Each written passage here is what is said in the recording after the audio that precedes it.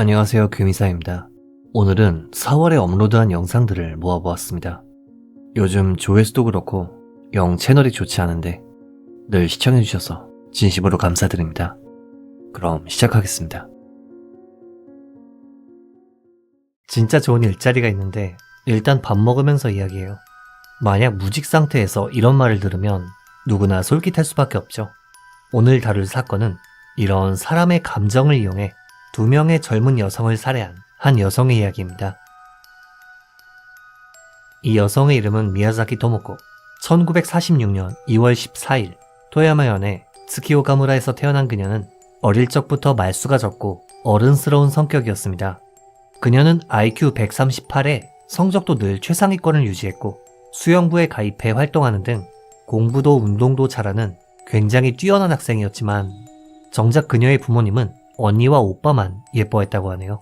게다가 중학교 2학년 무렵 그녀는 갑작스럽게 간질 발작을 일으키게 되었고 이 때문에 그녀의 조용했던 성격은 더욱 어둡게 변했습니다.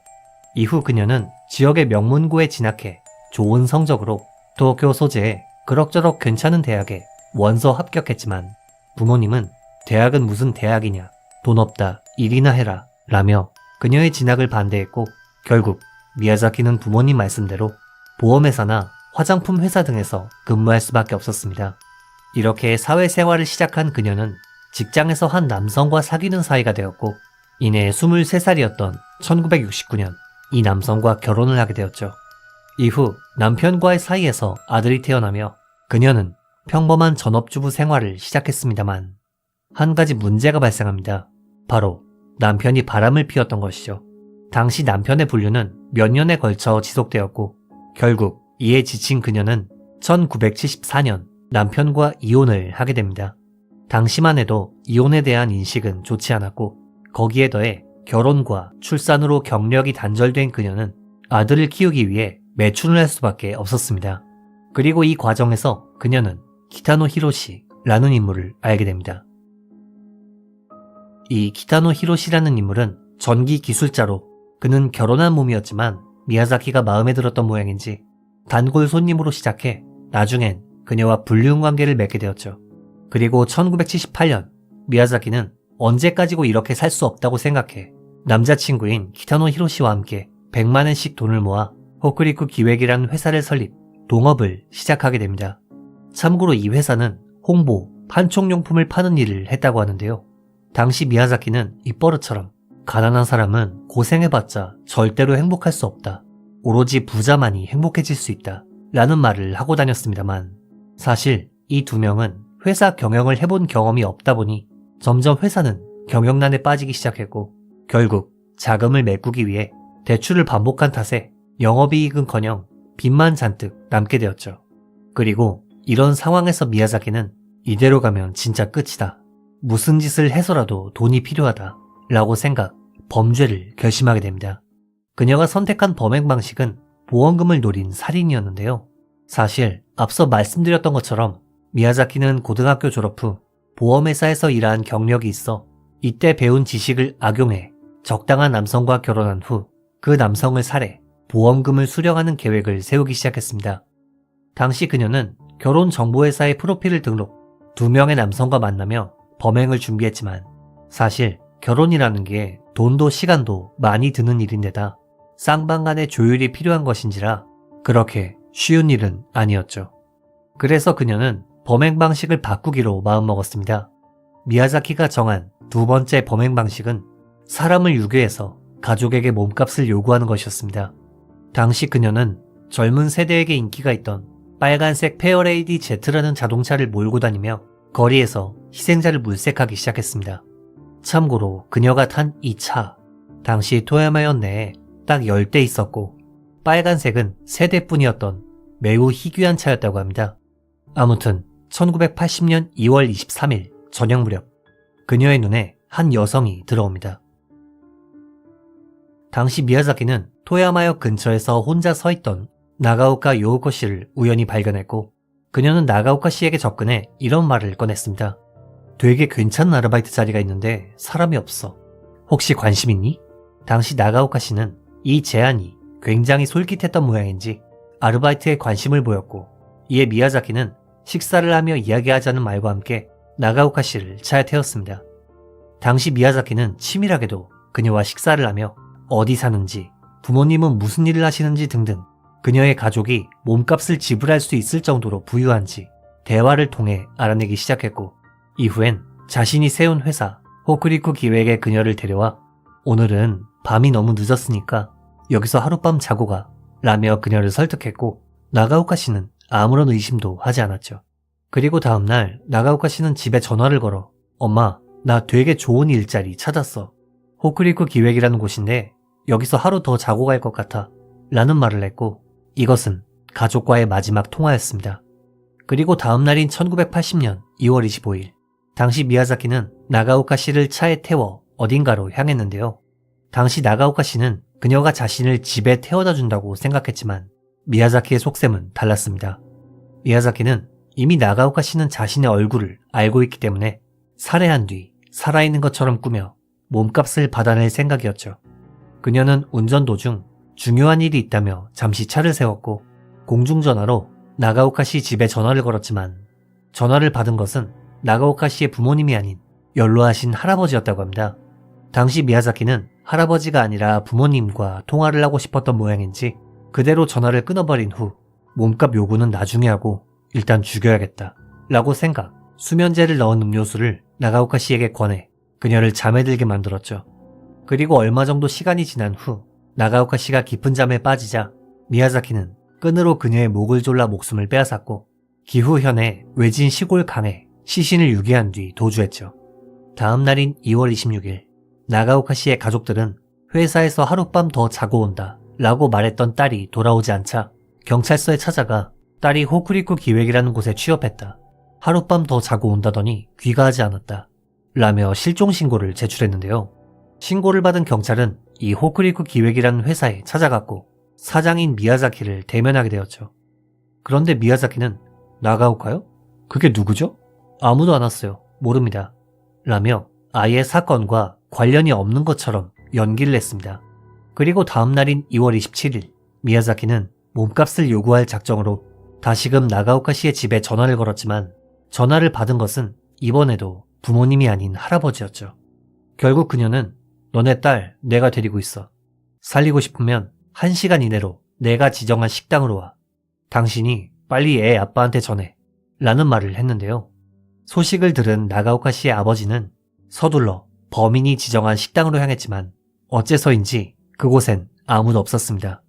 그리고 그곳에 아무도 없었던 이유는 사실 미야자키는 가족이 이미 경찰에 신고한 것 때문에 자칫 잘못 엮였다간 범죄가 탄로날 수 있다고 생각해 나가오카 씨 집에 몸값을 요구하는 것을 포기했던 것입니다. 1980년 3월 5일 미야자키는 이번엔 나가노현의 나가노역 주변을 주행하며 타겟을 물색하기 시작했습니다. 그리고 그녀는 저녁 6시 30분 무렵 두 번째 타겟인 테라사와 에미코 씨를 발견하게 되었죠. 당시 미야자키는 첫 번째 범행과 같은 방식으로 좋은 일자리가 있으니 저녁 먹으며 이야기하자는 말로 테라사와 씨를 꼬드겼죠. 그리고 첫 번째 범행처럼 피해자가 집에 전화를 하지 못하도록 식사를 끝낸 뒤 수면제가 든 음료를 건네 그녀를 잠에 들게 하고 목을 졸라 살해했습니다. 그리고 3월 6일 미야자키는 그녀의 시신을 나가노현의 외딴 산속에 유기한 후 도주했죠. 이후 미야자키는 테라사와 씨의 집에 전화를 걸어 너네 딸 내가 데리고 있다. 오후 2시까지 2천만엔 들고 나가노역으로 와. 그리고 4시 38분에 출발하는 열차를 타고 타카사키역에서 내려. 경찰에 신고하면 알지? 라며 가족에게 몸값을 요구하며 협박했는데요. 당시 가족들은 전화를 끊은 즉시 딸이 납치당했다며 경찰에 신고했고 이후 경찰들은 범인이 지시한 타카사키역 근처에 잠복, 범인이 나타나기를 기다렸습니다. 한편 몸값을 받으려던 미야자키는 이미 역에 경찰이 쫙 깔렸다는 사실을 눈치챘고 몸값을 포기한 채 그대로 도주했죠.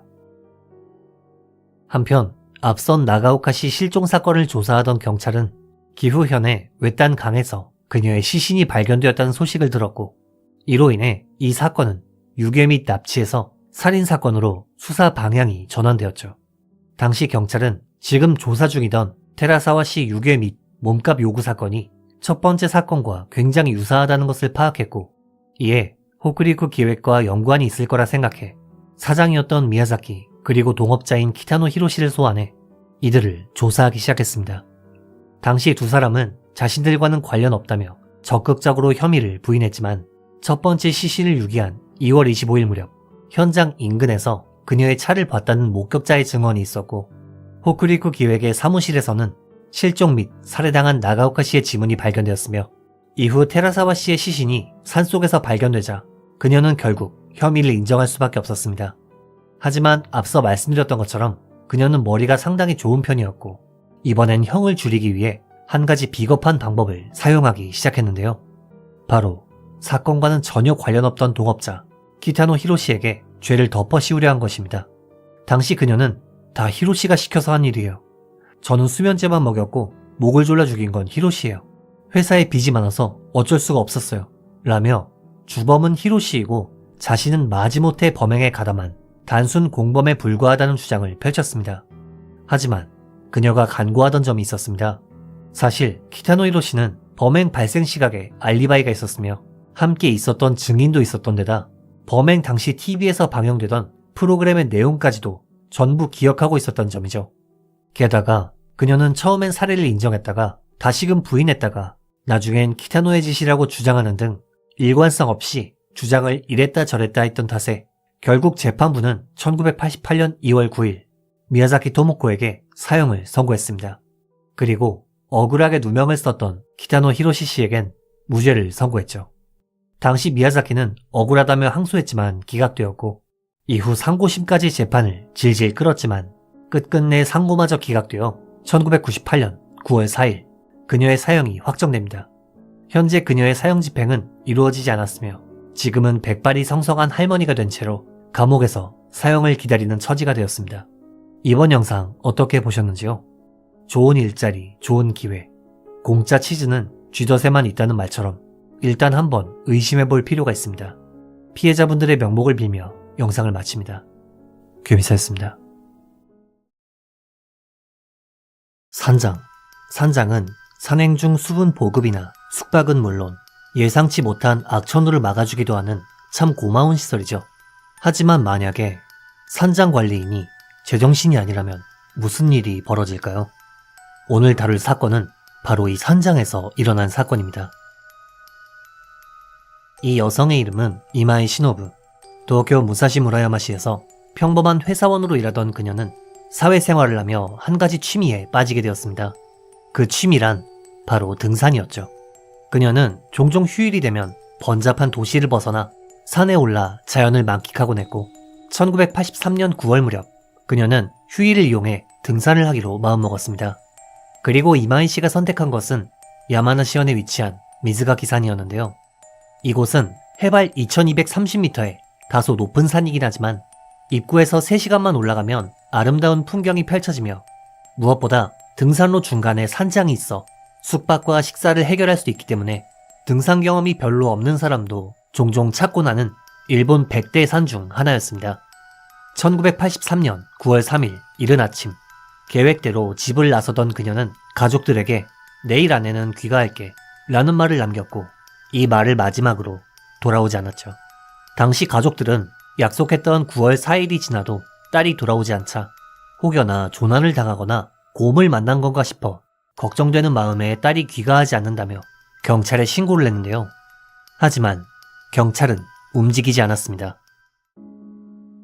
당시 경찰은 유족의 간곡한 설득에도 사라진 이마이 씨가 극단적인 선택을 했거나 조난당했을 거라며 사건성이 없다는 이유로 수사는커녕 수색도 하지 않았고 결국 보다 못한 가족들은 딸이 사라진 미즈가키 산에 직접 오르게 됩니다. 그나마 다행이었던 점은 이마이 씨는 집을 나서기 전 가족들에게 자신이 머물 산장을 미리 알려줬었기 때문에 가족들은 그녀가 숙박할 예정이었던 산장의 방문, 숙박자 명부를 입수할 수 있었습니다. 당시 가족들은 숙박부에 이름이 있는 사람들을 찾아가 딸의 사진을 보여주며 혹시 9월 3일에 이 사람을 본 적이 있는지 물었고 이 과정에서 한 가지 중요한 이야기를 듣게 됩니다. 9월 3일 밤에 잠깐 산장 밖으로 나갔었어요. 그런데 여자 비명소리가 들리더라고요. 신경 쓰여서 좀 이따 가봤는데 아무것도 없었어요. 가족들은 이 비명소리를 들었다 라는 증언을 토대로 사건성이 있다는 것을 경찰에게 직접 입증했고, 이때가 되어서야 비로소 경찰은 수사에 나서게 되었습니다. 당시 경찰은 비명소리를 들었다는 산장 주변을 수사하기 시작했고, 결국 9월 19일 오후 무렵 등산로에서 약 100m 정도 떨어진 잡목림 부근에서 이마이 시노부 씨의 시신을 발견할 수 있었습니다. 다만 시신은 사망한 지 벌써 2주 정도나 지난 터라 부패가 상당히 진행되어 있던 탓에 당시의 수사기술로는 이렇다 할 정보를 얻어내긴 힘들었습니다. 그래서 경찰이 주목한 것은 이 근방에서 유일하게 사람이 모이는 장소이자 그녀가 마지막으로 모습을 보였던 후지미다이라 산장이었습니다.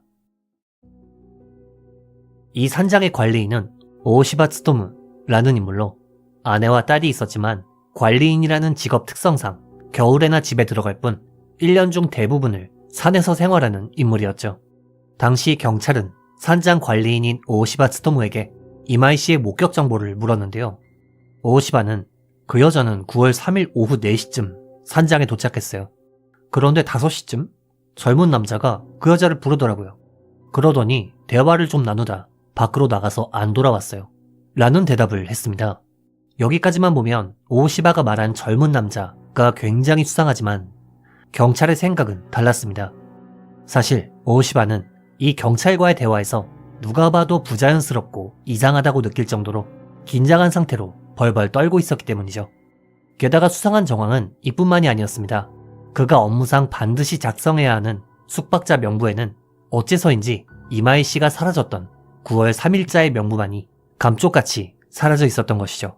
다만 이 부분은 부모님이 입수한 후 그가 원본을 파기한 것인지 아니면 애초에 부모님이 산장에 방문했을 때 다른 날짜 숙박부를 입수한 것인지는 알 수 없지만 아무튼 경찰은 그가 무척 의심스럽다고 생각했고 추가적인 정보를 모으던 도중 충격적인 증언을 듣게 됩니다. 바로 과거 이 산장을 이용한 등산객 중에서 산장 관리인인 오오시바에게 성적인 피해를 입었거나 입을 뻔했다는 여성들이 있었던 것인데요. 여성 A씨의 경우엔 관리인이 자신을 덮치려 해서 황급히 다른 산장까지 도망가 도움을 청했다는 증언을 했고, B씨의 경우에도 관리인이 나를 덮치려 했었다며 무서워서 다시는 가지 않는다는 증언을 했습니다. 당시 피해자들의 증언은 굉장히 구체적이었으며 무엇보다 여러 명이 한 번에 그를 거짓말로 모함할 이유가 없었다 보니 경찰은 오오시바의 성범죄가 진짜일 가능성이 높다고 생각, 1983년 9월 23일 오오시바를 소환해 본격적인 조사를 시작했습니다. 당시 그는 아니 젊은 남자가 데려갔다니까요? 라며 자신의 혐의를 전면적으로 부인했지만 그가 말한 젊은 남성에 대한 목격 증언이나 증거는 전혀 없었으므로 결국 오오시바는 경찰의 추궁 끝에 자신의 범행을 인정하게 됩니다. 우선 여기서부터는 범인인 오오시바가 주장한 범행 당시의 상황입니다. 1983년 9월 3일 오후 4시 이날 이마이 씨는 예정대로 후지미다이라 산장에 도착했습니다. 그리고 산장 관리인이었던 오오시바는 그녀를 본 순간 성욕이 끌어올라 밤에 그녀를 덮치기로 마음먹었죠. 그리고 이날 밤 화장실을 가기 위해 이마이 씨는 산장 밖으로 나섰고 오오시바는 몰래 그녀를 미행해 입을 막고 풀숲으로 끌고 들어갔죠. 당시 깜짝 놀란 그녀는 격렬하게 저항했고 이 과정에서 오오시바는 그녀가 도망치지 못하도록 티셔츠의 옷깃을 잡고 놓아주지 않았다고 합니다. 그리고 몸싸움을 벌이던 도중 이마이 씨는 경사면에서 미끄러졌고 최종적으로 붙잡은 옷자락이 목을 조르는 형태가 되었죠. 그리고 결국 그녀는 얼마 안가 옷자락에 목을 졸려 질식 사망하게 된 것입니다. 이후 오오시바는 범행이 발각되는 것을 두려워해 그녀의 죽음을 조난으로 위장하기로 마음먹었고 이내 시신을 등산로에서 100m 정도 떨어진 곳으로 운반해 절벽 아래에 던져 유기한 후 그녀가 가지고 있던 소지품을 모두 불태워 증거를 없앴던 것이죠. 자, 여기까지가 오오시바가 주장한 당시의 상황입니다만 이 사건을 조사하던 경찰은 미심쩍은 사실을 알아내게 됩니다. 사실 사건 발생 4년 전인 1979년 7월 7일 이마이 씨가 사망한 미즈가키산에서 두 여성의 시신이 백골화된 채 발견된 사건이 있었는데요. 문제는 이 여성들이 당시 이용했던 등산 루트가 이마이 씨와 동일했으며 무엇보다 1979년 당시에도 오오시바는 산장의 관리인이었다는 점이죠. 게다가 애초부터 현지인들 사이에선 그 산장에서 여자 혼자 자는 건 안 돼. 거기 관리인이 좀 이상하다더라고. 라는 흉흉한 소문도 돌았다고 합니다. 하지만 1979년의 사건은 이미 시간이 많이 흘러 증거가 없었던 터라 결국 오호시바는 이마이시 살인사건 혐의로 기소되어 재판에 넘겨지게 됩니다. 1983년 11월 17일 오호시바는 기소 내용을 전부 인정했고 재판은 순조롭게 진행되고 있었습니다만 그는 갑자기 자신의 범행을 전면 부인하는 한편 사실 젊은 남자 3명이 그 여자를 끌고 갔어요 라며 전혀 다른 주장을 펼치기 시작하는데요.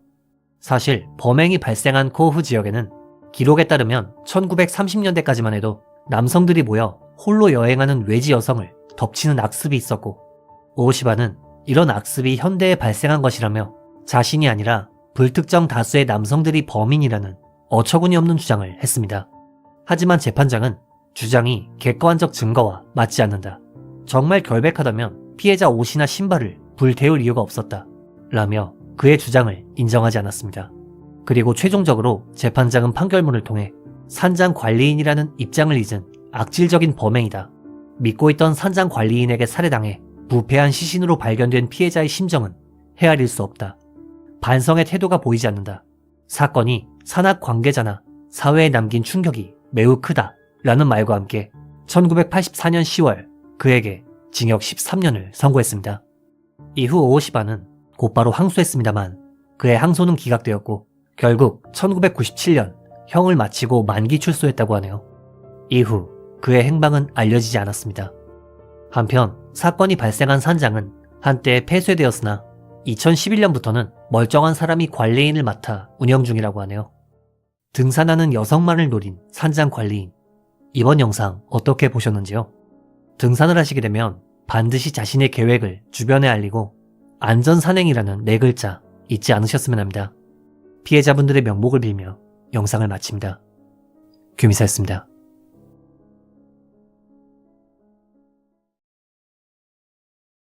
교도소. 갱생을 위한 장소지만 반대로 범죄를 배워서 나오는 경우도 많죠. 오늘 다룰 사건은 한 번의 범죄로 우리 돈 약 30억 원을 손에 넣었던 한 범죄자의 비참한 말로입니다. 이 남성의 이름은 오다지마 테츠오. 1943년 4월 17일 홋카이도에서 태어난 그는 아버지 없이 태어나 외할아버지 집안에서 성장했습니다. 그래서 성 역시도 외할아버지의 성인 하다케야마 성을 사용했죠. 아무튼 오다지마의 집안은 극빈층이었다고 하는데요.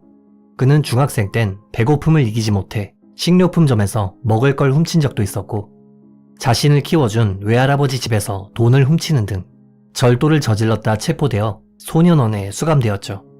오다지마는 이 일을 계기로 가족 곁을 떠나 숙식을 제공하는 곳에서 일하는 등 사회생활을 시작하게 되었지만 그럼에도 빈곤을 벗어날 순 없었는데요.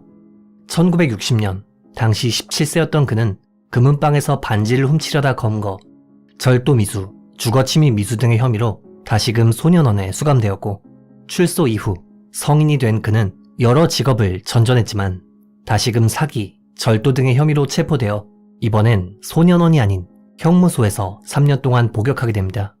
그리고 1969년엔 다시금 절도, 상해로 체포되어 또 수감되었고 이런 식으로 계속해서 사회와 감옥을 드나들던 그는 어느덧 46세가 된 1989년 무렵엔 6번이나 징역형을 받은 전과자가 되어 있었죠. 그는 과거부터 감옥에서 여러 범죄자들과 교류했고 그러던 와중 A라는 범죄자 남성과 친해지게 됩니다. 참고로 이 A라는 남성은 한 우익단체의 단체장이었다고 하네요. 아무튼 1990년 출소 후 사회에 복귀한 그는 감옥에서 알게 된 남성 A와 함께 한 건설회사의 사장집에 침입해 강도 사건을 저지르는데요. 이들은 자택에서 손자의 생일 파티를 열던 집에 난입해 장장 38시간에 걸쳐 사장 및 가족 7명을 협박, 감금한 뒤 3억엔 당시 화폐 가치로 환산했을 때 우리 돈 약 60억 원에 가까운 금액을 강탈한 뒤 도주했습니다. 당시 경찰은 이 고액 강도 사건을 해결하기 위해 강도, 체포, 감금 혐의로 오다지마와 A를 추적했는데요. 한순간의 범행으로 우리 돈 약 30억 원에 가까운 돈을 손에 넣은 그는 고급 자동차를 사는 것은 물론 카지노에서 도박을 하다 고작 3개월 만에 이 돈을 거의 다 써버리게 됩니다. 그리고 경찰은 사건을 조사하던 와중 용의자 중 한 명이었던 오다지마의 돈 씀씀이를 무척 이상하게 생각해 본격적으로 그를 조사하기 시작했죠. 한편 1990년 9월 20일 오다지마는 홍콩으로 떠났습니다. 목적은 외국인 카지노였죠. 하지만 얼마 남지 않은 돈도 도박으로 다 잃게 된 그는 이틀 뒤인 9월 22일 다시 귀국했고 결국 공항에 잠복하던 형사들에게 체포되었습니다. 그리고 이내 얼마 안가 공범인 A 역시도 체포되어 이들은 각기 징역 13년, 12년의 판결을 받게 되었죠. 일확천금을 얻었지만 결국 감옥에 갇히게 된 오다지마. 그런데 이번 수감은 좀 달랐습니다.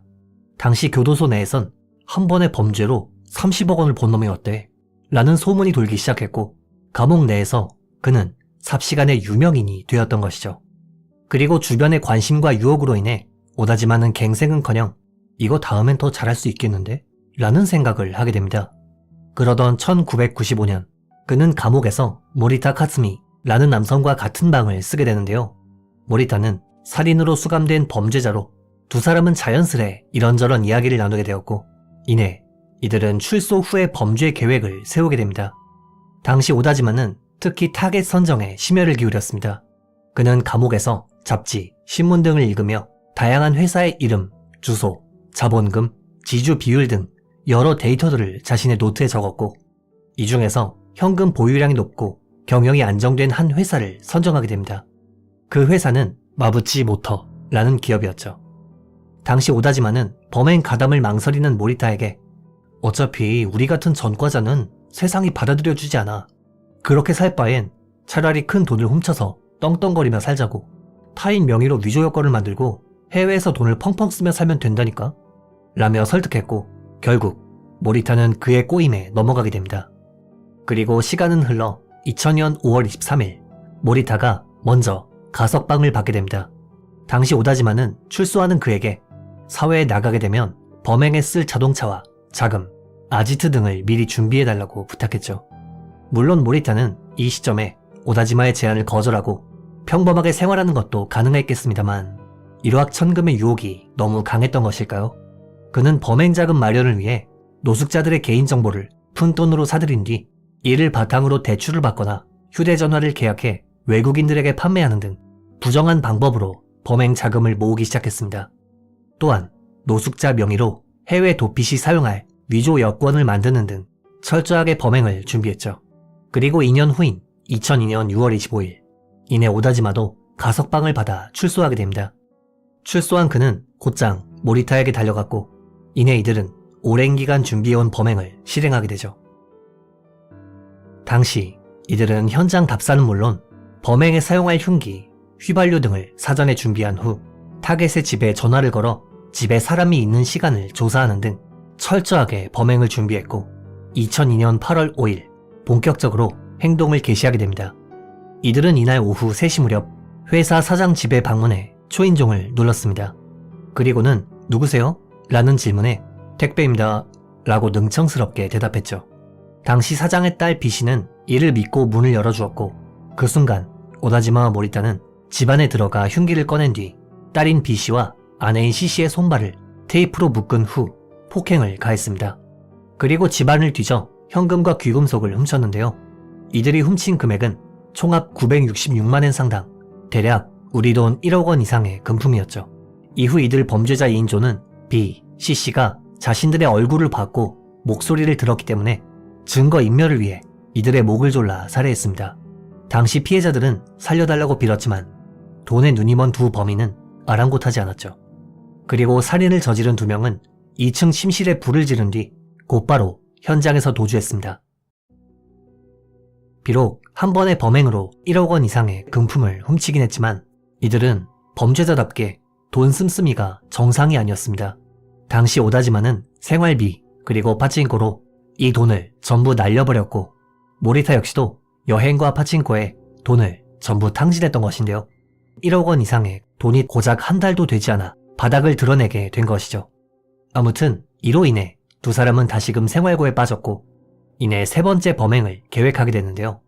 당시 이들은 치과 의사는 돈이 많을 것이다 라고 생각, 편의점에서 전화번호부를 구입해 타겟을 물색했고 2002년 9월 24일 도쿄에서 치과를 경영하던 의사 D씨의 집에 침입해 38만엔 상당의 금품을 훔치는 것은 물론 D씨의 목을 조르고 흉기로 찌른 뒤 도주했습니다.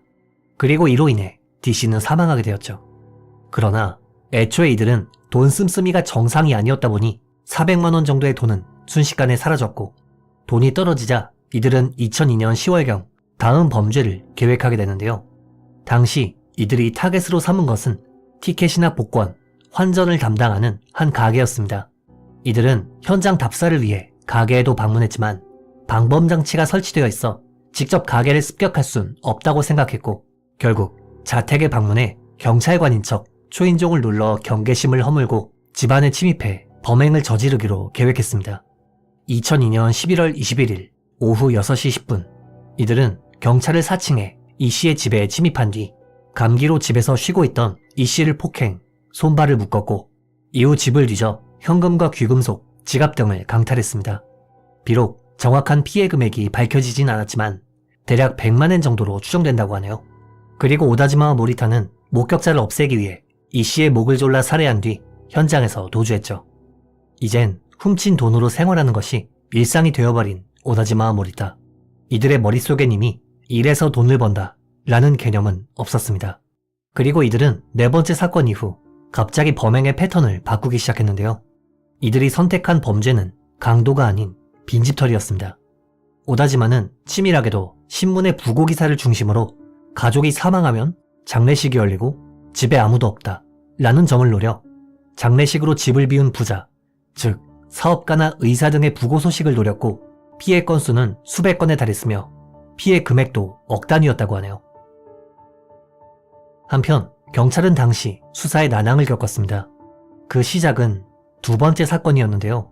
사실 오다지마와 모리타는 당시 현금과 귀금속을 훔치긴 했지만 정작 이들은 귀금속 옆에 있던 보석 상자에는 손도 대지 않았던 것입니다. 그리고 경찰은 집에 금품이 많은데 약간만 훔쳐서 달아난 점, 이 부분 때문에 사실 범행 동기는 금전이 아니고 강도인 척하려는 원한에 의한 살인이라고 파악했던 것이죠. 즉, 첫 단추를 잘못 끼웠던 것입니다. 이뿐만 아니라 현장에서 발견된 증거 중 하나인 휘발유를 담았던 용기 역시도 1년에 6만 개 정도나 제조되는 물건이었던 데다 무엇보다 화재로 인해 제조 번호가 불타버려 범인을 특정하는 증거가 될 수 없었죠. 하지만 꼬리가 길면 밟히는 법. 사실 3년이라는 시간 동안 수백 건의 빈집털이를 하며 목격자가 단 한 명도 없다는 것은 있을 수 없는 일입니다. 이내 범인을 목격한 사람들의 증언은 조금씩 쌓이기 시작했고, 경찰 측은 범인은 2인조이며 전과 기록이 있을 것으로 추측. 최종적으로 수사본부는 오다지마와 모리타를 수사 선상에 올리게 되었죠. 그리고 2005년 1월 20일 경찰은 구마현에서 절도 행각을 벌이던 이들 둘을 24시간 잠복 끝에 현행범으로 체포할 수 있었습니다. 그리고 두 사람은 즉시 재판에 넘겨지게 되었죠. 재판에서 오다지마의 변호 측은 어린 시절에 아버지를 잃는 등 불행한 성장 과정이 있었다, 갱생과 교정의 여지가 있다 라며 가명을 주장했습니다. 근데 좀 어이없네요. 전과 7범에게 갱생과 교정이라. 반면 검찰 측은 성실하게 일하기는커녕 유흥비를 얻기 위해 일확천금을 목적으로 부잣집만 노렸다, 4개월 동안 4명을 살해하는 등 잔인하고 흉악한 범행이다 라는 말과 함께 사형을 구형했습니다. 그리고 재판장은 판결문을 통해 갱생을 해야 할 감옥에서 반성은커녕 새로운 범죄 동료와 함께 범행 계획을 세웠다, 갱생의 여지가 없다 라며 사형을 선고했죠. 그리고 오다지마는 곧바로 항소했습니다. 하지만 무슨 심경의 변화가 있었던 것인지 변호사에게 더 이상 부담을 줄 순 없다 라며 스스로 사형을 취하했고, 결국 그의 사형이 확정되었죠. 반면 공범인 모리타의 변호 측은 이 사건은 오다지마의 독단적인 범행이다, 그저 오다지마를 따랐을 뿐 주범이 아니다 라며 가명을 주장했습니다. 하지만 재판장은 모리타는 모든 사건에 오다지마와 공모했다, 범행 경위와 동기에 가명의 여지는 없다 라며 그에게도 사형을 선고했죠. 그러자 모리타 역시도 곧바로 항소했고, 항소가 기각되자 상고 절차를 밟았지만 이마저도 기각되어 최종적으로 이들의 사형이 확정되었습니다. 이후 2017년 9월 16일 오다지마는 식도암으로 사망했으며 2024년 9월 9일 모리타는 간암과 대장암으로 사망했죠. 한편 사건의 피해자 마부치모토의 사장은 화재로 불타버린 자신의 집터에 방범 및 재난 방지를 위한 공공시설을 건축해 시에 기증했다고 합니다. 그리고 이 건물 옆에는 기증자의 한마디가 적혀있다고 하네요. 다시는 안타까운 사건이나 화재가 일어나지 않기를 바라며 갱생을 해야 마땅할 감옥에서 출소 후에 범행을 준비한 범죄자들, 이번 영상 어떻게 보셨는지요? 피해자분들의 명복을 빌며 영상을 마칩니다. 규민사였습니다.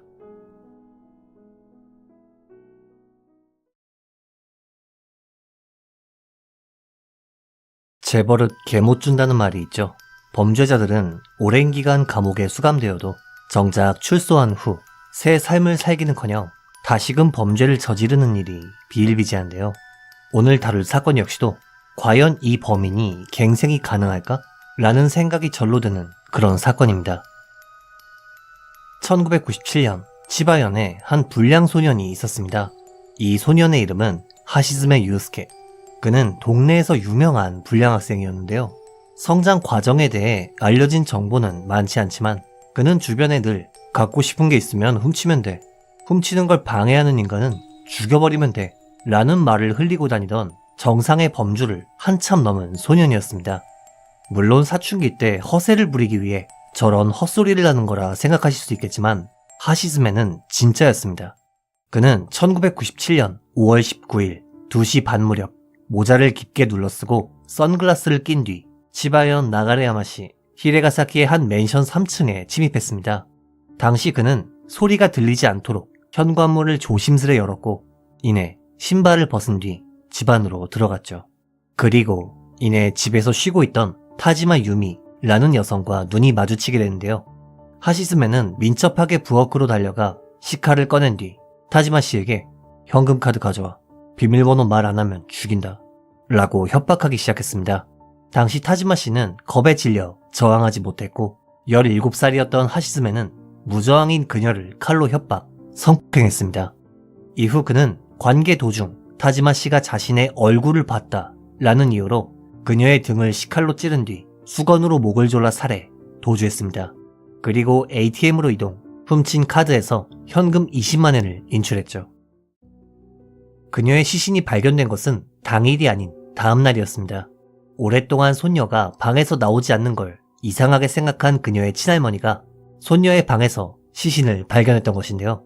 당시 경찰은 신고를 받고 출동했고 수사 과정에서 문제가 하나 발생합니다. 당시 현장엔 몸싸움을 한 흔적이 없었고 피해자는 앞이 아닌 등을 칼로 찔렸던 터라 경찰은 이 사건이 면식범이 방심한 피해자를 찔러서 살해한 사건으로 단정짓고 용의선상에 올린 사람이 시신 발견자인 80세 친할머니 그리고 피해자의 친언니와 형부였습니다. 그리고 1997년의 수사는 지금과는 많이 달랐죠. 당시 경찰은 80세 노인이 견디기 어려울 정도로 무척 강압적인 조사를 계속했고 이내 견디다 못한 할머니는 피해자의 언니 부부와 공모했다 라며 거짓 진술을 하게 됩니다.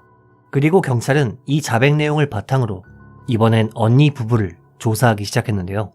이들 부부는 범행을 단호하게 부정했지만 경찰은 믿지 않았고 조사를 견디다 못한 형부는 그럼 체포하던가 라는 말을 했다고 합니다. 그리고 경찰은 이 한마디를 꼬투리 삼아 범인이 끝내 범행을 인정했다 라고 상부에 보고했고 할머니와 언니 부부를 체포하게 됩니다. 진짜 억울한 일이죠. 심지어 수사 과정에서 범인이 돈을 인출하는 모습이 찍힌 CCTV를 입수했는데 정작 여기에 찍힌 인물은 형부보다 키가 훨씬 작았다고 합니다. 하지만 그럼에도 담당 경찰은 이들은 분명 제3자와 공모했을 것이다 라며 타지마 씨의 할머니와 언니 부부의 소행으로 몰아가려 했죠. 그런데 시간이 지나면서 비로소 진상이 밝혀지게 됩니다. 타지마 씨는 앞에서도 말씀드렸듯 성적인 피해를 입었는데 그녀의 몸에 범인의 체액이 남아있다는 것이 발견되었고 이 체액의 DNA는 형부의 것이 아니었기 때문이죠. 결국 강압에 의한 자백 이외에는 증거가 전혀 없었기 때문에 할머니와 언니 부부는 3주나 지나서야 풀려나게 됩니다. 하지만 이미 나쁜 소문은 퍼질 대로 퍼진 상태였고 그렇게 이 사건은 미제 사건으로 남게 됩니다. 15년이라는 시간이 지날 때까지 말이죠. 한편 당시 하시즈메는 자기가 범행을 저질렀는데도 정작 경찰이 다른 사람을 체포했다는 이야기를 듣고는 와, 난 절대로 안 걸리겠는데? 라고 생각, 점점 더 대담하게 절도 행각을 벌이기 시작했습니다. 그리고 그럼에도 체포당하지 않았죠. 그가 체포된 것은 2년이나 지난 후였습니다. 그것도 다른 사건 때문이었는데요. 하시즈메는 1999년 8월 27일 오후 7시 무렵 B라는 범죄자와 공모해 빈집털이를 계획했습니다. 당시 하시즈메는 치바현 카시와시의 한 맨션에 침입해 귀금속과 현금을 훔쳤지만 훔친 금품이 부족했던 모양인지 8층에서 베란다로 옆집에 침입했습니다. 그리고 이 과정에서 집주인이었던 여성 T씨와 마주치게 되었죠. 당시 하시즈메와 공범 B는 T씨를 덮쳐 손발을 묶은 뒤 수건을 안대처럼 둘러 T씨의 눈을 가렸고 T씨에게 난 이미 사람 한 번 죽여봤어. 사람 죽이는 거? 난 아무렇지도 않아. 라며 시칼로 협박, 현금 카드 2장을 훔치고 비밀번호를 알아내는 한편 집을 뒤져 48,000엔의 현금을 훔쳤습니다. 그런데 이 과정에서 정말 우연히 T씨의 눈을 가린 수건이 벗겨졌고 하시즈메는 얼굴을 들켰다고 생각, 그녀의 목을 조른 후 집에 식용유를 뿌리고 불을 지른 다음 도주했습니다. T씨는 비록 목을 졸렸지만 기적적으로 의식을 되찾았고 베란다로 대피해 도움을 요청, 무사히 구조를 받을 수 있었습니다. 그리고 T씨의 목격 증언을 바탕으로 경찰은 하시즈메와 공범 B를 수사, 끝끝내 체포할 수 있었죠. 당시 하시즈메와 공범 B는 징역 15년을 선고받았는데요. 좀 어이없는 건 하시즈메가 T씨를 협박할 때 그가 했던 난 이미 사람 한 번 죽여봤어 라는 말. 이 내용은 기소장에도 적혀 있었는데 정작 경찰은 그의 여죄에 대해 전혀 조사하지 않았다고 합니다. 그렇게 11년이라는 시간이 흐른 2010년 8월, 당시 경찰은 미제 사건들을 재조사하는 전담반을 꾸려 과거의 사건들을 하나하나 재검토하기 시작했는데요. 이 과정에서 2011년 4월 타지마시 사건을 재조사하던 경찰은 T씨 사건과의 유사성은 물론 하시즈메의 기소장에 적힌 발언을 수상하게 생각, 사건에 대한 재수사를 진행했습니다. 그리고 2012년 타지마시 몸에서 발견된 체액의 DNA와 수감 중이던 하시즈메의 DNA를 비교 분석한 결과 이 두 DNA가 일치했습니다. 그리고 이로 인해 15년 동안 미궁에 빠졌던 미제 사건이 비로소 마침내 해결될 수 있었죠. 당시 하시즈메는 DNA 일치 결과를 들이밀자 이때가 되어서야 비로소 타지마시 살해를 인정했습니다. 또한 그가 진술한 장소에서는 실제로 범행에 사용했던 흉기인 낡은 식칼도 발견되었기에 결국 그는 다시금 체포되어 재판에 넘겨지게 됐는데요. 그런데 하시즈메는 정작 재판대에 서자 난 죽인 적 없다. 난 그때 미성년자였다. 라며 뻔뻔한 태도를 보였습니다. 하지만 범행을 부정하기에 DNA는 물론 진술한 장소에서 흉기가 발견된 객관적인 사실이 있었다 보니 재판장은 소년범 치고는 다소 무거운 징역 15년 판결을 내렸습니다. 그리고 하시즈메는 판결에 즉시 항소했지만 이내 기각되었고 2014년 그에게 다시금 징역 15년의 판결이 내려집니다. 2014년에 다시금 징역 15년을 받게 된 하시즈메. 원래라면 2029년에 출소 예정이었지만 그는 2020년 3월 뜬금없이 가석방을 받게 됩니다. 자, 그렇다면 21년이라는 시간을 감옥에서 보낸 하시즈메는 마음을 다잡고 새 삶을 살았을까요? 그는 출소한 지 채 3달도 지나지 않는 6월 치바현의 주택에서 현금, 게임기 등을 훔치는 한편 그 다음 달엔 가게에 몰래 침입해 금품을 훔치려다 다시금 경찰에 체포되어 재판에 넘겨지게 됩니다. 그리고 재판 과정에서도 내가 안 훔쳤다 라며 기소 내용을 전면적으로 부인했죠. 하지만 과거 그가 범죄를 저지르던 때와 현재 2020년대는 전혀 다른 시대였습니다. 이젠 CCTV, 블랙박스 등은 물론 수사 과학의 발전으로 인해 단순히 부정한다고 해서 없는 일이 되는 것은 아니었죠. 그리고 결국 2021년 7월 9일 그는 징역 4년의 판결을 받게 됩니다. 그리고 시간상 이 인간은 올해 나오겠네요. 이번 영상 어떻게 보셨는지요? 21년이라는 시간을 감옥에서 보냈음에도 반성은커녕 3달도 채 되지 않아 범죄를 저지른다라. 갱생이라는 게 진짜 가능한 인간인가? 싶은 생각이 절로 드는 사건이었습니다. 피해자분의 명복을 빌며 영상을 마칩니다. 괴미사였습니다. 사건 사고를 접하다 보면 가끔 그런 생각을 하곤 합니다. 피해자가 이렇게 억울하게 죽었는데 귀신이 되어 복수하는 경우는 없을까? 오늘 다룰 사건은 귀신 덕분에 범인을 검거했다고도 볼 수 있는 좀 특이한 사건입니다. 이 남성의 이름은 에토 히사시. 1942년 7월 21일생인 그는 어릴 적 가정 환경이 무척 열악해 학교를 제대로 다니지 못한 탓에 문맹인 채로 성장했습니다. 이후 성인이 된 그는 운전수로 일하며 생계를 유지했지만 수입이 불안정했던 터라 늘 돈에 시달렸죠. 또한 그에겐 영 좋지 않은 버릇이 하나 있었습니다. 바로 유흥 중독이었던 것인데요. 사실 그가 돈에 시달리는 이유 중 하나는 월급이 들어오면 금방 술이나 성인업소 등에 전부 써버렸기 때문입니다. 게다가 그는 금전 감각에도 상당히 문제가 많았던 탓에 유흥비가 없으면 대출을 받아서까지 유흥을 즐겼죠. 그렇게 방탕한 생활을 하던 히사시는 내일보단 지금 당장의 쾌락을 중시하며 살았고 결국 1997년 무렵엔 매달 대출금을 막기에 급급한 50대 중반의 중년 남성이 되어 있었습니다. 당시 그가 갚아야 할 돈은 몇 천만 원 정도에 달했지만 그는 원금은커녕 이자만 갚아나가는 생활을 했고 그럼에도 유흥을 좀처럼 끊지 못했죠. 아무튼 이렇게 우울한 50대를 보내던 히사시는 오사카 사카이시에 거주하며 살던 도중 동네 찻집에서 우연히 한 노부부와 친해지게 됩니다. 이 부부는 남편인 타카기 모토마사시와 아내인 타카기 히로코시로 이들 부부는 원래 효고현에 살았지만 1995년에 발생한 한신 대지진으로 인해 오사카로 이주한 외지 사람이었죠. 당시 이들은 고향이 아닌 지역에 살았다 보니 친구도 없었고 그러던 와중 우연히 알게 된 히사시와 교류하며 친분을 쌓게 됩니다. 여기까지만 보면 별로 문제될 건 없지만 사실 히사시의 속셈은 따로 있었습니다. 당시 히사시는 이들 부부와 친분을 쌓던 와중 이런 소문을 듣게 됩니다. 얼마 전에 효고현에서 이사온 노부부 있잖아. 그 두 사람 사실 엄청난 부자래. 집에 현금도 많고 부동산도 많다더라고. 참고로 이 소문은 헛소문이 아니었던 모양인지 타카기시 부부는 실제로도 고급 주택이 모인 곳에 살았고 토지는 물론 성면 제조 공장을 소유하는 등 경제적으로 굉장히 부유한 사람들이었다고 하네요. 그리고 이들 부부가 큰 돈을 가지고 있다고 확신한 히사시는 자신의 빚을 갚기 위해 강도 계획을 세우게 됩니다. 당시 그의 계획은 굉장히 주도 면밀했습니다. 히사시는 침입 방법이나 살해 방법, 금품 강탈, 시신 유기 등등 전반적인 계획을 구체적으로 세웠고 그 과정에서 이런 생각을 하게 됩니다. 이거 계획은 좋지만 혼자선 하기 힘들 것 같은데.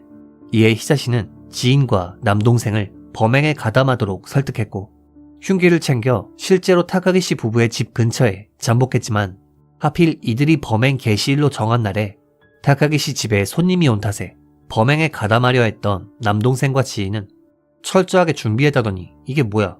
그래, 강도는 무슨 강도야 라며 범행을 포기했습니다. 하지만 히사시는 포기하지 않았죠. 당시 그는 자신만큼 돈이 궁한 사람이라면 범행에 가담할 거라 생각해 다른 지인 A씨를 설득하는 한편 오사카에서 가장 치안이 나쁜 슬럼가 니시나리쿠로 향했습니다. 그리고 거리의 노숙자들에게 말을 걸어 이런 제안을 하기 시작했죠. 내가 좀 받아야 할 돈이 있어. 만약 상대를 제 앞에서 묶어주면 보수로 5만엔 줄게. 그리고 이 제안에 솔깃한 노숙자 2명 B와 C라는 인물은 단순한 빚독촉이라고 생각해 범죄에 가담하게 됩니다. 1997년 10월 30일 저녁 8시 무렵 히사시, 지인 A, 노숙자 B, C 이들 4명으로 구성된 범죄 집단은 이날 타카기시 집으로 향했고 미리 준비한 종이를 타카기시의 공장 겸 주택 셔터에 붙였습니다. 그리고 이 종이에는 휴업이라고 쓰여 있었죠. 네, 사실 히사시는 계획 단계에서부터 단순한 강도가 아닌 살해 후 시신 유기까지 염두에 둔 상태였기 때문에 그는 피해자 부부의 실종 사실이 밝혀지는 것을 최대한 늦출 필요가 있었고 되도록 연락이 없는 것을 의심받지 않도록 하기 위해 이 종이를 미리 붙였던 것입니다. 이후 A, B, C는 각자 타카기시 집 근처에 숨었고 히사시는 홀로 타카기시의 집 초인종을 눌렀는데요. 참 씁쓸한 것이 고향을 떠나 타지에서 생활하던 타카기시 부부는 히사시 씨가 놀러왔구나 라고 생각해 아무런 의심 없이 문을 열고 그를 반갑게 환영해 주었다고 합니다. 그리고 히사시는 집에 들어섬과 동시에 숨어있던 범죄 동료들에게 신호를 보냈고 A, B, C는 즉시 집 안으로 난입해 노부부에게 달려들어 이들을 제압한 후 움직이지 못하도록 밧줄로 꽁꽁 묶었습니다. 참고로 노숙자 B, C는 일을 다 끝마쳤으니 약속한 5만엔을 달라고 했지만 히사시는 고작 2,000엔만 건넨 뒤 일 끝났음 나가 라며 A를 포함한 3명을 전부 내쫓았습니다. 그리고 이윽고 집에는 타카기시 부부와 히사시만이 남게 되었죠. 당시 히사시는 미리 준비했던 서류를 내밀며 부부에게 얼른 서명하라고 압박했는데요. 그가 내민 서류는 부부가 소유한 부동산을 히사시에게 넘긴다는 내용의 위임장, 그리고 부부가 히사시에게 큰 돈을 빌렸다는 내용의 차용증이었습니다. 즉, 히사시는 비록 문맹이었지만 이런 법적인 방법을 이용해서 부부의 재산을 훔칠 수 있다고 치밀하게 계획을 세웠던 것이죠. 그리고 온몸을 구속당한 타카기시 부부에겐 선택지가 없었습니다. 결국 이들은 히사시의 협박에 못 이겨 서류에 서명을 했고, 원하는 것을 얻은 히사시는 이것들이 살아있으면 재산 취득에 방해가 된다 라는 이유로 노부부의 목을 한 명씩 졸라 살해했습니다. 이후 그는 집안에서 현금 15만엔, 가방, 토지 증서 등 돈이 될 만한 물건을 챙긴 후 시신을 차에 실었습니다. 그리고 여기까지는 전부 그가 계획한 대로였습니다. 딱 여기까지만 말이죠. 범행 후 히사시는 시신을 싣고 나가노현으로 향했습니다. 그가 이곳으로 향한 이유는 미리 봐둔 시신 유기 장소가 있었기 때문인데요.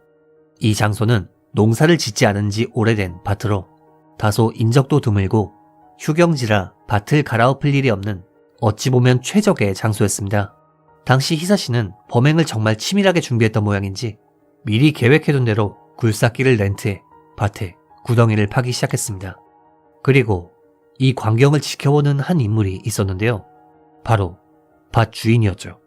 당시 밭 주인은 마침 우연히 인근을 지나던 도중 듣도 보도 못한 굴삭기가 자기 땅에 구덩이를 파는 모습을 목격하게 됩니다. 그리고 아니 모르는 사람이 내 땅에 구덩이를 파고 있어요 라며 경찰에 신고를 했고, 이내 즉시 출동한 경찰은 시신을 유기하던 히사시를 목격, 그는 그 자리에서 즉시 현행범으로 체포당하게 됩니다. 이후 조사 과정에서 히사시는 범행을 인정함과 동시에 공범에 대해서도 진술했지만 정보가 무척 부족했습니다. 당시 지인인 A의 경우엔 히사시의 진술로 체포할 수 있었지만 B, C의 경우엔 주거지 불명의 노숙자였던 데다 무엇보다 히사시는 이들의 이름조차 몰랐기 때문이죠.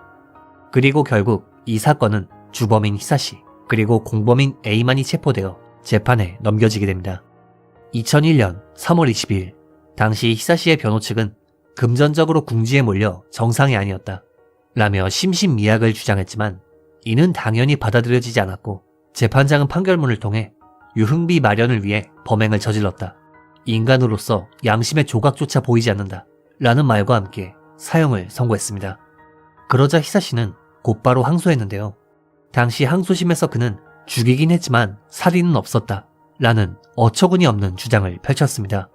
하지만 재판장은 친절하게 대해준 부부의 목숨을 빼앗은 냉혹하고 잔인한 범행이다, 사형 이외에는 보상할 수 있는 방법이 없다 라는 말과 함께 항소를 기각했습니다. 그러자 히사시는 이번엔 대법원 상고 절차를 밟았는데요. 자, 그런데 여기서 이상한 일이 발생합니다. 그동안 이름도 행적도 몰라 잡을 수 없었던 공범 B가 2004년 7월 14일 갑자기 경찰서에 자수한 것입니다. 이 B라는 인물은 나카이라 신지로라는 인물로 사건 발생으로부터 7년이 지난 이 시점에 뜬금없이 자수했던 것인데요. 당시 경찰은 아니 그대로 가만히 생활했다면 검거되지 않고 아무 문제 없었을 텐데 왜 갑자기 자수했는지 그에게 물었고, 그가 밝힌 자수 이유는 이러했습니다. 내가 죽였던 부부가 계속 꿈에 나와요. 사실 그는 사건 이후로 잠만 잤다 하면 악몽을 꾸었고 그 탓에 몸 상태도 상당히 피폐했다고 합니다. 그리고 결국 사망한 부부의 귀신이 꿈에 나오는 걸 참다 못해 경찰에 자수했던 것이죠. 이런 경우는 또 처음이네요. 아무튼 이야기를 원점으로 돌려 상고 절차를 밟던 히사시였지만 재판장은 정상 참작의 여지가 없는 이기적이고 냉혹, 잔인한 범행이다 라며 그의 상고를 기각, 최종적으로 히사시의 사형이 확정됩니다. 한편 범행에 가담했던 지인 A는 징역 10년형을 받았고 자수한 나카이라 신지로는 징역 8년의 판결을 받게 되었습니다. 그리고 C의 경우엔 지금도 행방을 알 수 없다고 하네요. 히사시를 친구라고 생각해 친절하게 집안에 초대했던 피해자 부부가 대체 얼마나 배신감에 치를 떨었을까 싶은 생각이 드는 한편 이렇게 귀신이 범인 검거에 도움을 주는 경우도 있구나 싶네요. 이번 영상 어떻게 보셨는지요? 피해자분들의 명복을 빌며 영상을 마칩니다. 규미사였습니다. 2003년 10월 1일 아침 7시 무렵 치바현 와카바쿠의 한 공동묘지 주차장에서 불에 탄 여성의 시신이 발견됩니다. 과연 그녀는 누구이며 왜 이런 짓을 당하게 된 걸까요? 이 남성의 이름은 이시바시 히로노부. 1981년 치바현에서 태어난 그는 10살 때 부모님의 이혼을 계기로 어머니와 함께 친척집을 전전하며 성장했습니다. 그는 비록 불우한 성장 환경이었지만 성실한 성격에 학교 성적도 무척 좋은 편이었습니다만 중학교 1학년을 기점으로 점점 삐뚤어지기 시작했습니다. 그가 엇나가게 된 이유는 어머니의 재혼이었는데요. 히로노부는 새아버지와 성격적으로 전혀 맞지 않아 매일같이 말싸움을 벌이곤 했고 이 과정에서 어머니에게 따귀를 맞는 등 점점 집에 있는 것을 괴롭게 느끼기 시작했습니다. 그리고 그는 결국 불량그룹에 가입해 공갈 협박이나 절도를 저질러 중등 소년원에 송치되는 등 불량학생이 되었죠. 이후 히로노부는 어지저지 고등학교에 진학했지만 결국 1학년 때 학교를 자퇴했고 건설 현장이나 운전기사 등으로 생계를 이어나가기 시작했죠. 그리고 그는 A란 여성을 알게 되어 결혼했지만 어린 나이에 생각 없이 혼인신고를 제출한 터라 이 결혼은 오래가지 못했고 이혼 절차를 밟았지만 다시 결혼하는 등 결과적으로 이 A란 여성과 결혼과 이혼을 3번이나 반복했는데요. 참고로 둘 사이엔 딸이 하나 있었다고 합니다. 그리고 3번째 이혼 절차가 마무리되었을 시점에 히로노부는 한 여성에게 눈독을 들이게 됩니다. 그 여성이란 전 부인인 A의 친구 B씨였죠. 히로노부는 마치 전 부인에게 보란듯이 그녀의 친구 B씨와 동거를 시작했고 그러던 와중 한 여성을 알게 됩니다. 이 여성의 이름은 이시바시 유우고. 그녀는 밝은 성격의 운동을 좋아하던 인물로 핸드볼부에 가입해 운동에 전념하던 평범한 학생이었습니다. 하지만 중학교 졸업과 동시에 그녀는 핸드볼부를 그만두게 되었고 이 상실감과 사춘기가 겹쳐 그녀는 불량 학생이 되었죠. 이후 가출을 반복하던 그녀는 우연히 친구인 B씨에게 갈 곳 없으면 우리 집에서 지낼래? 라는 제안을 받았고 앞서 말씀드린 히로노부와 B씨가 동거하던 집에서 지내며 노래방 아르바이트로 생계를 이어가게 되었죠. 그리고 처음으로 사회생활을 하게 된 그녀는 이런 생각을 하게 됩니다. 월급이라는 게 진짜 적구나. 결국 그녀는 쉽게 큰 돈을 벌 수 있는 방법이 없을까 고민했고 이내 화류계에서 일하고 싶다는 생각을 하게 됩니다. 하지만 그녀는 미성년자였기 때문에 당연히 화류계에서 일하는 것은 불가능했고 이런 그녀의 고민을 알게 된 히로노부는 유우코 씨에게 이런 제안을 하게 됩니다. 너 나랑 결혼할래? 히로노부는 동거 중인 B라는 여성이 있었음에도 그녀의 친구인 유우코 씨에게 결혼하자는 이야기를 꺼낸 것인데요. 히로노부는 유우코 씨에게 너 나이 때문에 화류계에서 일 못하잖아. 모르는가 본데 결혼을 하게 되면 성인으로 취급받아. 그러면 화류계에서 일할 수 있거든. 참고로 그의 이 주장은 말도 안 되는 것으로 성인의 기준은 결혼 여부가 아니라 나이입니다. 즉 설령 유우코 씨가 그와 결혼한다고 해도 성인으로 인정받을 수는 없죠. 하지만 유우코 씨는 히로노부의 말을 믿어버렸고 결국 그와 혼인신고를 하게 됩니다. 자, 그렇다면 여기서 한 가지 의문이 들기 마련입니다. 아니, 동거 중인 여자가 있는데 왜 혼인신고를 하려 할까요? 사실 히로노부에겐 꿍꿍이가 있었습니다. 바로 대출이었죠. 그는 사실 유흥비로 우리 돈 3천만 원 정도의 빚이 있었고 이를 갚지 않아 추가적인 대출이 불가능한 상황이었습니다. 하지만 혼인신고 이후 아내의 성을 따라가면 호적상 이름이 바뀌어서 새롭게 대출을 받을 수 있기 때문이었죠. 참고로 과거 일본엔 이런 식으로 호적을 세탁해 무분별한 대출을 받는 경우가 많았다고 합니다. 아무튼 계획대로 유우코 씨의 성으로 개명한 그는 바뀐 성으로 대출을 받게 되었는데요. 참고로 이렇게 위장 결혼을 하면서까지 대출을 받으려던 이유는 새 차를 사고 싶었기 때문이라고 합니다. 혼인신고 이후 유우코 씨는 화류계에서 일하게 되었는데요. 정황상 업체에서 알면서도 묵인했던 게 아닐까 추측됩니다. 아무튼 화류계 근무로 노래방에서 아르바이트를 할 때보다 훨씬 큰 돈을 벌게 된 그녀였지만 그런 그녀에게 히로노부가 이런 말을 꺼냅니다. 야, 내가 결혼도 해주고 일자리도 만들어줬는데 나한테도 성의를 보여야 되는 거 아니야? 당시 유우코 씨는 그의 말에도 어느 정도 일리가 있다고 생각해 히로노부에게 어느 정도 돈을 건네주었지만 그는 만족을 모르는 듯 걸핏하면 그녀에게 돈을 요구했고 그 빈도와 액수도 점점 터무니없이 커지기 시작했죠. 그리고 그러던 와중 한 가지 문제가 발생합니다. 바로 히로노부와 동거하던 B씨가 이들의 결혼 사실을 알게 된 것이죠. B씨는 당연히 히로노부에게 크게 화를 냈고 이내 친구인 유우코 씨와 함께 히로노부와 동거하던 집을 나가 히로노부는 결국 홀로 남게 되었습니다. 한편 이제 갈 곳이 없어진 유우코 씨는 화류계 일을 그만두고 집으로 돌아와 부모님과 상담, 다시금 새로운 출발을 준비하기 시작했는데요. 하지만 한 가지 해프닝이 발생합니다. 유우코 씨에겐 여동생이 한 명 있었는데 그녀가 새로 휴대전화를 개통해야겠다 라는 말을 했던 것이죠. 문제는 이 신규 개통에는 우리나라로 치면 등본이 필요한데 히로노부는 위장결혼 당시 유우코 씨의 성을 따랐기 때문에 등본을 발급하면 자신이 가출 중에 결혼했다는 사실이 가족에게 전부 발각되기 때문이었죠. 이에 그녀는 히로노부에게 나랑 이혼해줘. 만약 내가 결혼한 거 걸리면 부모님이 가만히 안 둘 거야 라는 말을 전했지만 히로노부는 들은 채도 하지 않았습니다. 그리고 결국 그녀는 다소 강경한 태도로 나서기 시작했는데요. 너 당장 나랑 이혼하고 호적에서 나가. 안 그러면 예전에 절도 저지른 거 경찰에 신고할 거야 라는 말을 했던 것이죠. 네, 사실 히로노부는 성인이 된 후엔 사기 사건의 주범으로 징역 2년, 집행유예 4년 판결을 받은 상태였지만 이 집행유예 상태에서도 집버릇 개 못 준다고 불량학생 소년들과 몰래 물건을 훔친 적이 있었습니다. 이 절도 사건은 비록 경찰에 걸리지 않았을 뿐 만약 추가적으로 범행을 저질렀다는 것이 발각되면 그가 진짜로 감옥에 갇히는 것은 불보듯 뻔한 일이었습니다. 그리고 이야기를 들은 히로노부는 이런 생각을 하게 됩니다. 그냥 죽여서 입을 막아야겠다. 당시 히로노부는 과거 함께 절도 행각을 벌였던 소년 4명에게 야, 유우코가 우리가 예전에 한 짓 경찰에 고자질하려고 해.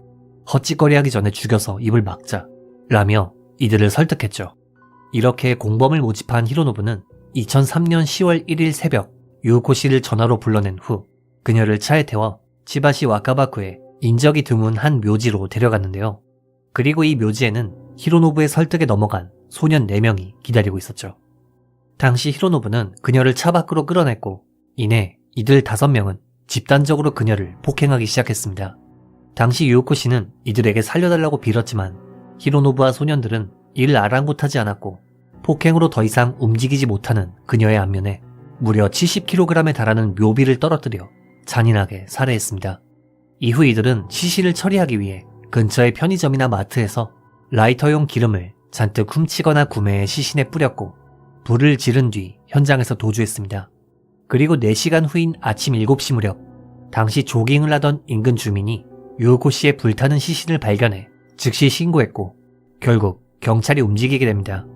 당시 한적한 묘지에서 불타는 시신이 발견되었다는 소식은 즉시 전국적으로 뉴스에 보도되었고 이때 히로노부는 경찰의 의심을 피하기 위해 묘지에서 발견된 시신은 제 아내일지도 몰라요 라는 말과 함께 직접 유우코 씨의 실종 신고를 제출했다고 합니다. 또한 언론과의 인터뷰에선 아내를 잃어 너무 슬퍼요 라며 의심을 피하기 위해 혼신의 연기를 펼쳤지만 경찰은 애초부터 그를 용의선상에 올려둔 상태였고 범행 현장 근처 시설들의 CCTV를 입수한 결과 히로노부와 소년 4명이 편의점과 마트에서 대량의 라이터용 기름을 구입하거나 훔치는 영상을 확보. 결국 이들 5명은 경찰에 체포되어 재판에 넘겨지게 됩니다. 참고로 히로노부는 체포 당시엔 자신이 결백하다고 주장했지만 증거 영상을 보여주고 나서야 비로소 범행을 인정했다고 합니다. 피해자 유우코 씨의 유족들은 재판에 참석해 딸의 인생을 돌려내라. 자기가 저지른 죄의 무게를 모르는 것 같다. 형이 끝나도 죄가 사라졌다고는 생각하지 말았으면 한다. 반성 같은 건 애초에 바라지도 않는다 라는 말을 남겼고 2005년 2월 22일 재판장은 판결문을 통해 상상을 초월하는 잔혹한 폭행이다. 자기중심적이고 유치하며 정상 참작의 여지가 없다. 확정적인 사리에 근거한 지극히 잔인한 범행이다. 교정이 불가능하다. 라는 말과 함께 이시바시 히로노부에게 무기징역을 선고했습니다. 또한 그의 범행을 도운 소년 4명에겐 소년법에 의거 징역 3년에서 10년의 부정기형을 선고했죠. 개인적으로 이 사건은 피해자가 마음을 다잡고 가정으로 돌아와 다시금 새로운 출발을 하려던 와중에 발생했다는 점이 더 안타깝게 느껴지는 것 같습니다. 이번 영상 어떻게 보셨는지요? 피해자분의 명복을 빌며 영상을 마칩니다. 규미사였습니다. 일본 예능을 보다 보면 몰래카메라로 사람을 구덩이에 빠뜨리는 경우가 참 많은데요. 오늘 다룰 사건은 생일을 축하하기 위해 구덩이를 팠다가 발생한 비극적인 사건입니다. 2011년 8월 27일, 이날은 이시카와현 카나자와시에 살던 회사원 뇌무라 유키 씨의 생일이었습니다. 당시 그의 아내인 뇌무라 리사 씨는 남편의 생일 이벤트로 뭐가 좋을지 고민하던 와중 한 가지 아이디어를 떠올리게 되는데요. 그 아이디어란 바로 예능에 나오는 것처럼 구덩이를 파서 남편을 빠뜨린 다음 미리 대기하던 친구들이 몰려들어 폭죽을 터뜨리며 축하해주는 그런 깜짝 이벤트였습니다. 생각이 여기까지 미치자 리사 씨는 친구들에게 연락해 계획을 설명했고 친구들 역시도 좋은 아이디어라며 이 이벤트에 동참하게 되었는데요. 사실 그녀가 이렇게까지 이벤트에 심혈을 기울인 이유는 이들 부부는 고작 결혼한 지 4개월밖에 지나지 않은 신혼부부였기 때문입니다. 아무튼 리사 씨에게 연락을 받은 친구 6명은 다 함께 모여 유키 씨의 생일 축하를 위해 이시카와현 카오쿠시 남동쪽의 오사키 해변으로 향했고 미리 준비한 사다리, 삽을 이용해 구덩이를 파기 시작했죠. 당시 리사 씨와 친구들은 5시간에 걸쳐 깊이 2.5m, 넓이 2.4m의 상당히 거대한 구덩이를 팠는데요. 이들은 혹시나 유키 씨가 구덩이에 빠졌을 때 다치지 않도록 구덩이 바닥에 충격 완화를 위해 매트를 깔아둔 후 구덩이 위를 비닐 시트로 가리고 모래를 덮어 감추었습니다. 준비가 완료되자 리사 씨는 친구들에게 저녁 먹고 남편을 데려올 테니 기다려달라고 말한 뒤 집으로 귀가해 저녁 준비를 시작했습니다. 앞으로 닥칠 비극도 모르는 채 말이죠. 한편 이날 업무를 마치고 저녁 무렵 귀가한 유키 씨는 아내와 함께 저녁 식사를 끝마친 후 그녀의 재촉에 함께 차를 타고 약 10km 정도 떨어진 오사키 해변으로 향했습니다. 이들이 해안가에 도착한 것은 밤 10시 무렵이었고 리사 씨는 남편을 구덩이에 빠뜨리기 위해 휴대전화 조명을 켠 채 모래사장을 걷기 시작했는데요. 다만 이 장소는 사실 마리 해안까지 모래사장 침식이 한창 진행 중이었던 데다 바다가 무척 깊은 편이라 수영 금지구역인 장소였기에 조명이나 편의시설 같은 것이 없는 어둡기 그지없는 환경이었습니다. 그리고 이 넓은 모래사장에서 휴대전화 불빛에 의지해 자신이 구덩이를 판 곳을 찾는다는 건 결코 쉽지 않았죠. 그러던 와중 리사 씨는 휴대폰 불빛으로 바닥을 보며 걷다가 남편만 빠뜨리려는 계획과는 다르게 자신도 함께 구덩이에 추락하게 됩니다. 그리고 바닥을 보며 걸었던 탓에 머리부터 떨어지게 되었죠. 물론 구덩이 아래엔 충격을 흡수하기 위해 매트를 깔아두었지만 다른 문제가 있었습니다. 바로 이 현장이 모래사장이긴 했지만 이 모래가 우리가 아는 새하얀 모래가 아니라 어느 정도 흙과 수분이 섞인 꽤 무거운 모래였다는 점이죠.